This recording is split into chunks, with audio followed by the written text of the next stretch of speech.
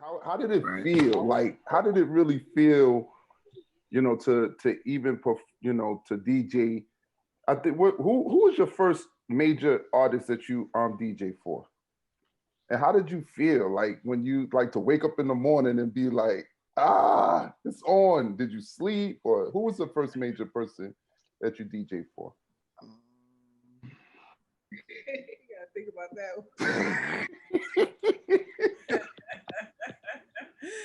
Um, one. I'm First wondering how he got major. that I mean, connect. I'm wondering how he got the connect, how he got the foot in the uh, door. well, it was everything. It's crazy because people, what a lot of people don't know, like, I believe in the law of attraction, and I read a lot of those books and stuff like that, pretty much faith. And I feel like everything happened simultaneously. Like, I was doing my thing in the clubs, doing every event you could think of, from baby showers to weddings to clubs to private events and all those things. And what happened was,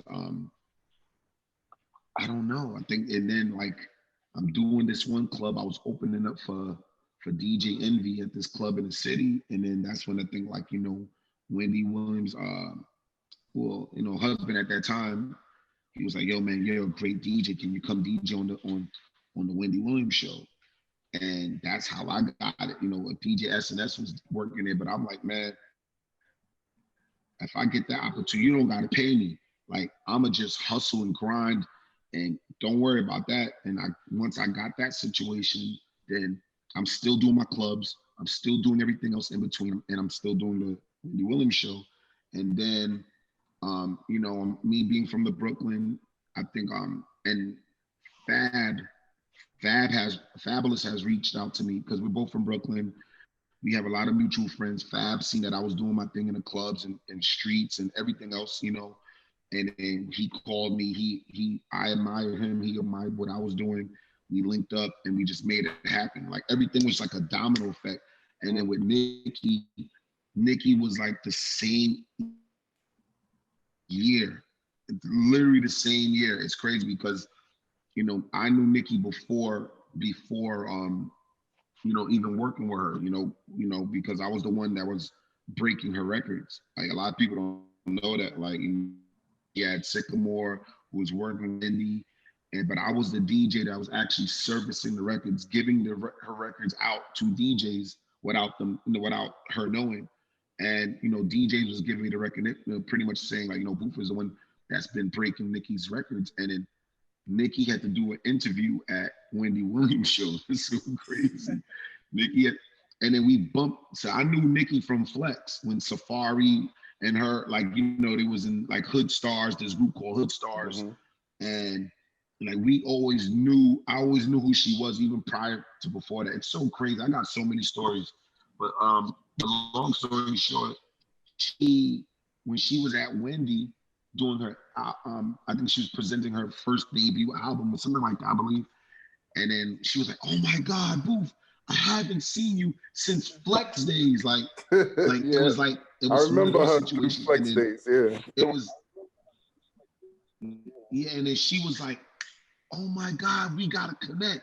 And literally, like, the next day, we connect. We worked it out. We're like, "Well, Nikki, I DJ on the Wendy Williams show. I DJ for Fabulous. I DJ on these clubs and events. If we could figure out how I can make all this work, let's make it work." And we made it That's how work. you did And that's that. how it was Nikki, Fab, Wendy show. And people always ask me to today, "Do you ever have conflicts?" Like, everything. I don't know.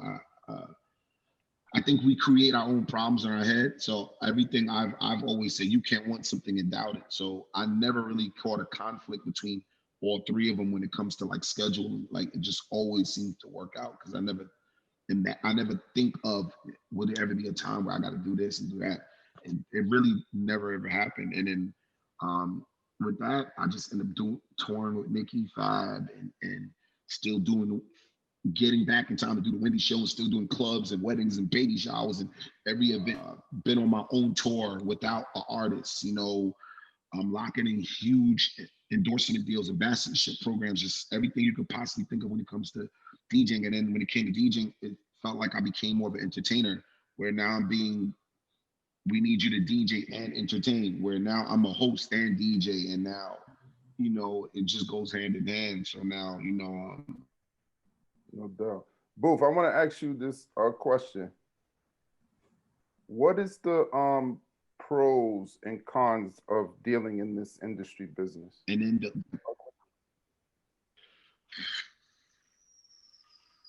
the pros, I mean, well, the pros is the pros and cons. I would say you get to do in dealing this business. I mean, if you like what you do, that's a pro, right? I mean, you can make good money, you can take care of your family, um, you get to travel the world, you know, if you're really good at what you do. You meet some good people, you connect with other cultures, you know, it's a lot of good in that. But then the cons of it is you got to be willing to risk, you know, a lot of things, sacrifice, spend seeing your family, you know. Like me, I'm a father of three. I don't see my kids as much. I mean, I do now, but you know, it's a lot of times that I have to travel to tour, you know, go on tour for 3 months. You know, I don't, you know, spend time with my kids as much as I want to. Also another um, cons of it is you can't trust everyone. You know, a lot of people, you know, it's. I hate to say it, but you know, I've heard this before, and it wasn't. I didn't really believe it until I started working in an industry where, you know, people say it's the devil's business, and it when you really start looking at it, it really is. You know, you can love music, but the business part of it feels devilish. You know, where some people sell their souls or you know their morals, like and their principles, just to get ahead, and it's a nasty business. You know, like you know, you want to be able to get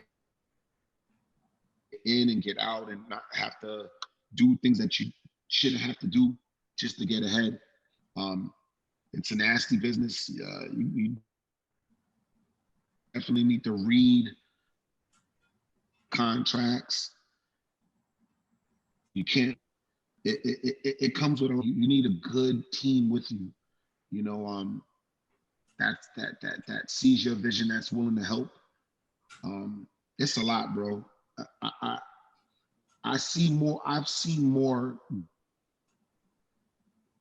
It, the industry has treated me good, so I seen how it can treat me bad, and you know I've learned that everyone's watching you. You have to be very careful what you say, how you say it, because you can affect. You know, people are living in sensitive times. You know, one you can it take you 20 years to my career. It takes me 2 minutes to destroy it just from something I said or post. You know, so it's a lot that comes with it, and you know, no one teaches you this. No one prepares you for it. You know, you're young, you get in the game, you see some money, you get some fame, you know, and you don't really read the fine print of like what can really happen. So it's a balance. It's a balance, man. Wow. But I could say one thing, man, that you definitely you're a humble dude. You down to earth. A lot of people know that about you. You said a lot and stuff that I really wanted you to say too. You know what I'm saying? Because a lot of people don't understand the behind the scene. Um, Right. who are some of the artists that you would like to work with that's out now? I know you guys Smooth L. He's a talented kid. Like how did you link up with him? With Smooth, he's from Brooklyn. I'm from Brooklyn. We got mutual friends. Smooth. Wait, how did Smooth? So Smooth was just bubbling. His records was just, you know, he had an energy to him that reminded me of pop. Um, and I, you know, I'm always one step ahead when it comes to like, you know, how people buy sneakers, Jordans or Nikes before it comes out. They wear it before it actually comes out.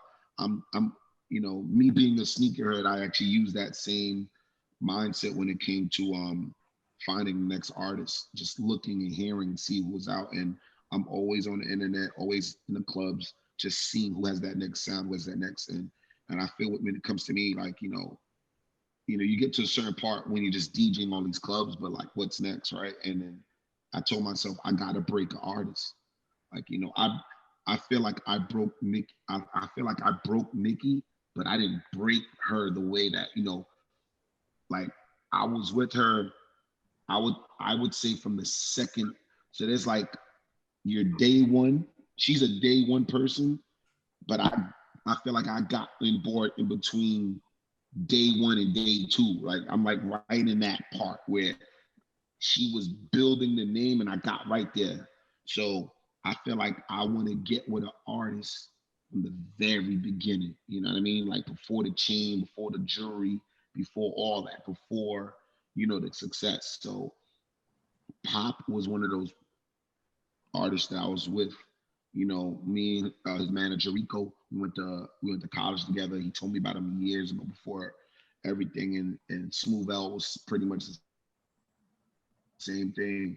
And I've watched Smooth, hearing his records, the YouTubes, and I just got next to him right before everything else. And I'm like, we got to do. I like what you're doing. He knew what I was doing. He's seen everything that I've been doing, and he just looked at me as big bro, And I'm telling him, pretty much what I see what other artists go through, what they do wrong. So, bro, don't make this decision. Don't follow that. But they're young, so they're gonna make mistakes, and I can just try to help navigate and guide them through. This is what I seen that this artist did. We should make that same decision.